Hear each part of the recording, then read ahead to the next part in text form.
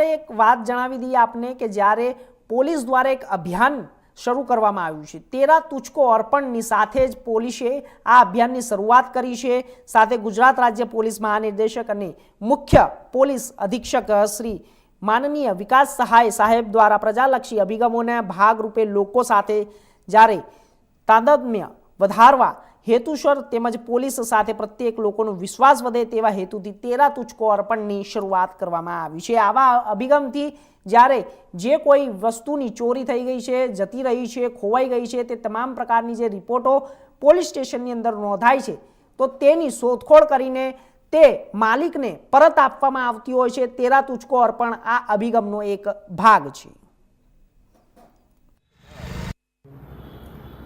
આજરોજ Vapi town police station દ્વારા જે લોકોના મોબાઈલ ફોન ખોવાઈ ગયા હતા અથવા તો ચોરાઈ ગયા હતા અથવા તો કોઈપણ રીતે ગુમ થઈ ગયા હતા, એ મોબાઈલો શોધી અને જેના મોબાઈલ હતા એ લોકોને પરત કરવામાં આવેલ છે।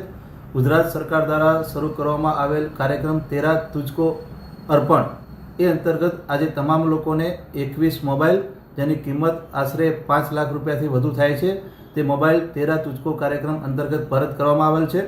ભારત સરકાર દ્વારા શરૂ કરવામાં આવેલ CEIR પોર્ટલ કે જેમાં ખોવાયેલા ગુમ થયેલા મોબાઈલની માહિતી અપલોડ કરી અને આ મોબાઈલને પોલીસ દ્વારા શોધવામાં આવેલ છે। જે મોબાઈલ શોધી અને આજે 21 જેટલા લોકોને 5 લાખથી વધુ કિંમતના મોબાઈલ પરત આપવામાં આવેલ છે। તો આ જ રીતે